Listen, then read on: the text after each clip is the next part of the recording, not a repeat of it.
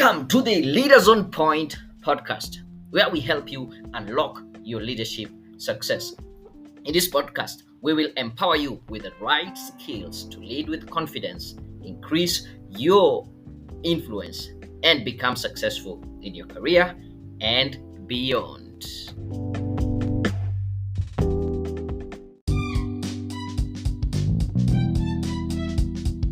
I'm your host, Daniel Mutuku, a leadership and career coach, together with my co-host, Susan Kiamba, a career coach, Gallup certified strengths coach, and she helps banking professionals get unstuck in their career. I've actually found that many times when someone's resistant to change, it's sometimes not so much about you, it's more about them. More around them, they're afraid of change. They are afraid of things being out of control. Like they want to be in control. And especially this happens a lot. And I've seen this because I've worked with a few startup companies where the founder wants to remain in control. And very soon, the founder becomes the thing that is holding everyone back because they don't want to let go of control because they are insecure. What do you think about that?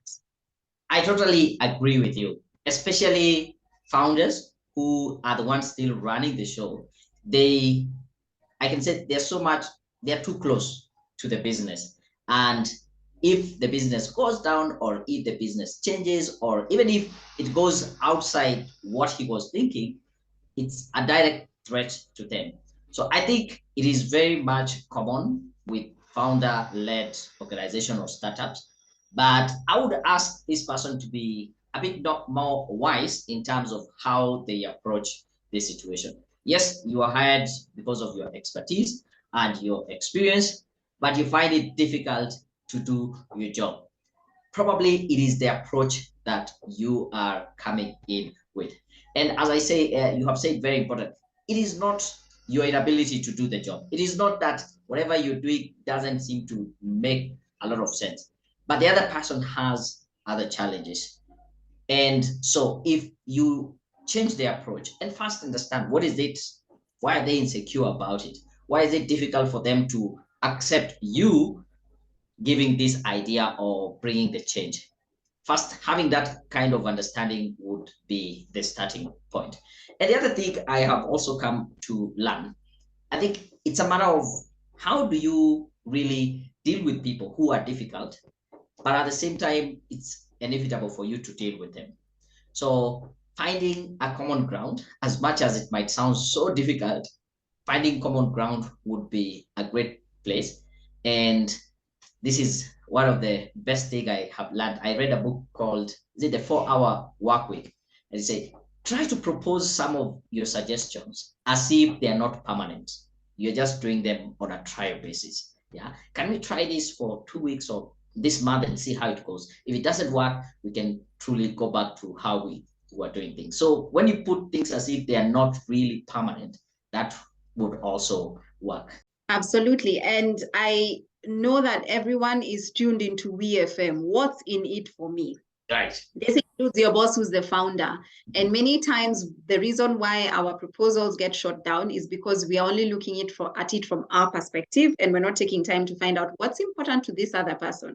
So for this person who's been hired as an expert, yes, you were hired as an expert. Yes, you know your stuff, but remember this person lived, breathed, and bathed this business. Mm-hmm. So they have essentially been living this vision for however long the company has been in existence.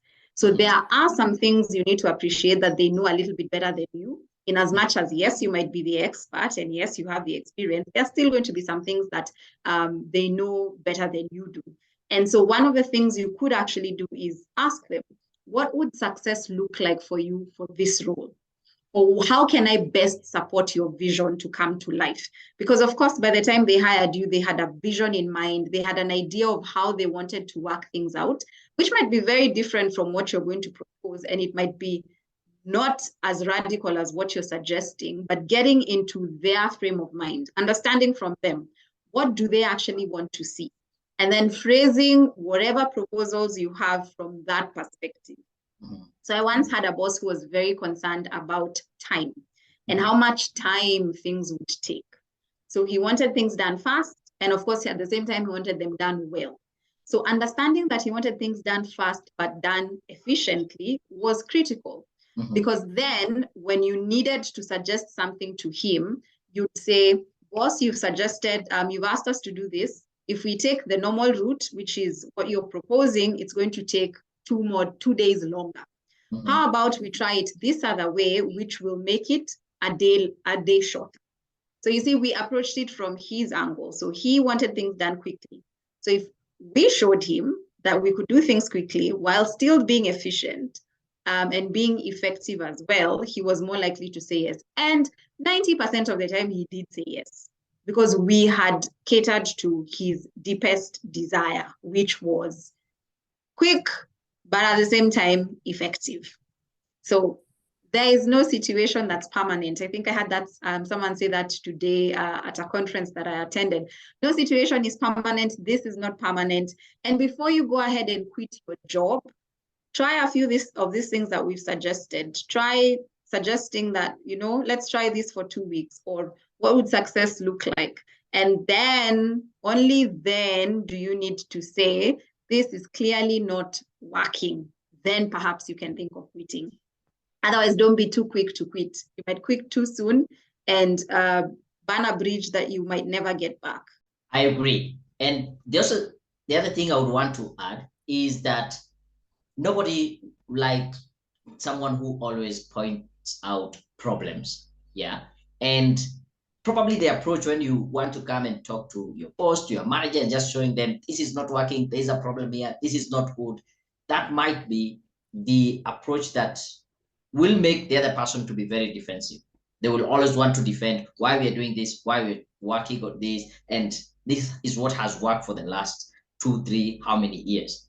So instead of bringing only problems or pointing out problems or why this won't work, probably why not bring in or mention the problem and possible solutions, or how alternative ways of doing things, so that you are not only the carrier of bad news or this problem. There are some people, you just see them on whatever they call you. I was making a joke, was it yesterday, right? There are some people who, they're your friends or even your relatives, but the moment you see their call, they're here to ask for money. They're here to ask. So you just know this is a problem person. Yeah. Change the approach so that you can be the person who also is viewed as someone who is solution oriented. You identify something which is not efficient, propose an idea. And finally, I will also say, approach it from a collaborative point of view, not always fighting. We're not here to fight. You say this, I say this, you are the owner, do whatever you want to do. I wonder why I was hired here and I was the expert here.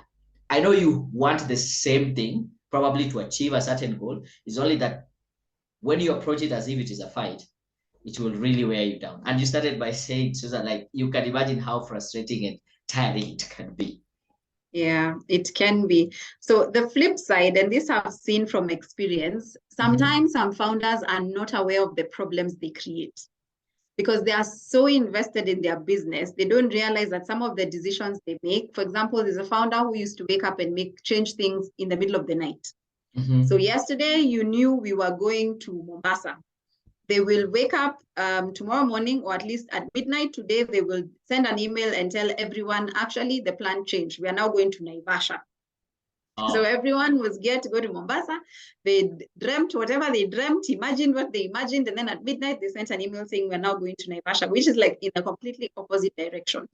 And honestly, they had no idea that they were negatively impacting their staff. And so for them, because, many times founders tend to be very futuristic. So they're seeing what could be, they're seeing the possibility, they're seeing opportunity. So they might be very quick to pivot and not count the cost of that pivot. And forget that there are people who are being involved in this 360 pivot.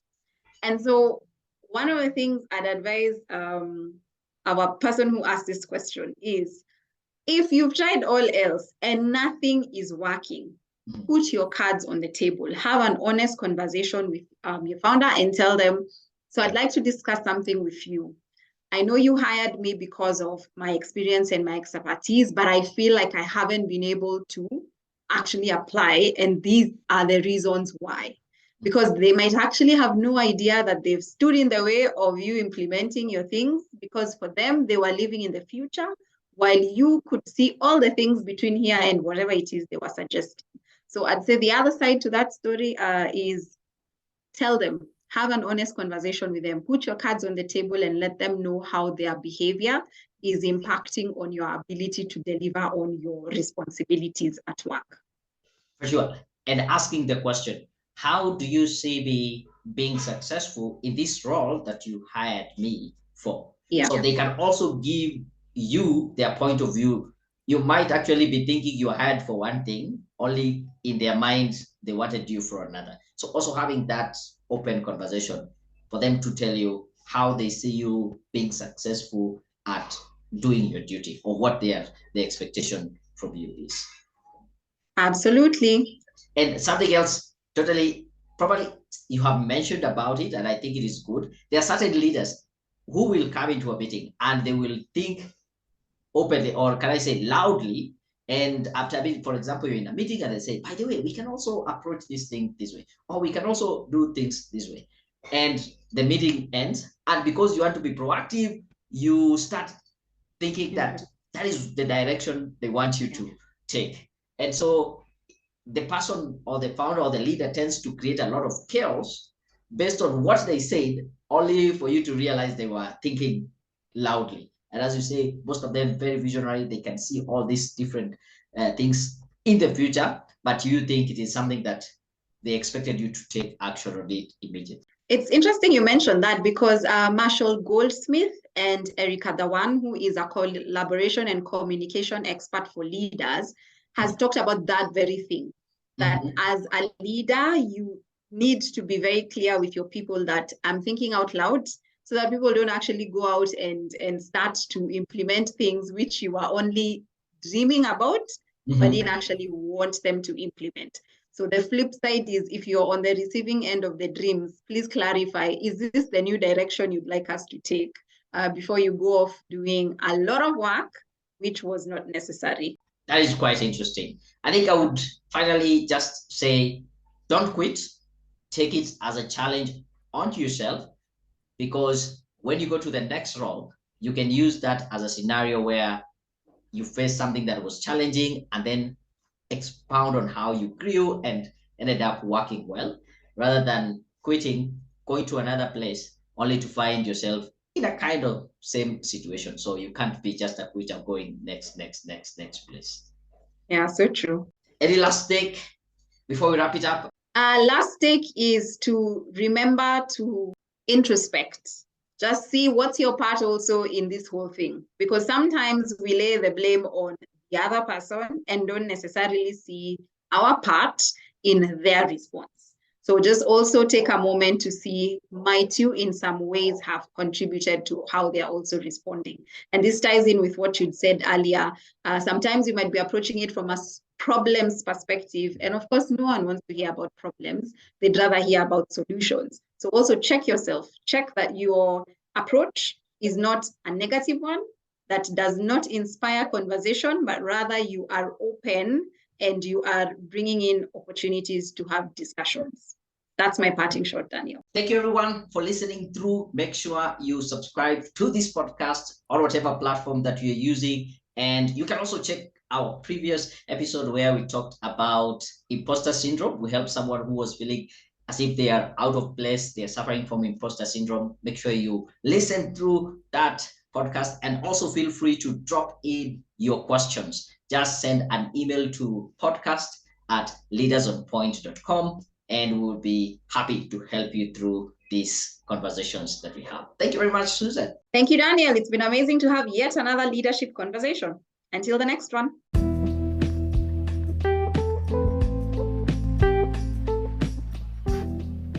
Are you facing any leadership, career, or professional challenge? Feel free to share it with us. I, together with my expert guest, we will guide you, advise you, and share with you some of the insights that we have gathered over these years to help you overcome that challenge. Drop us an email, that is podcast@leadersonpoint.com. And as we give you advice, we will schedule it to one of our upcoming episodes. The email is podcast@leadersonpoint.com. Also, make sure you subscribe to this podcast. And until our next episode, we are out.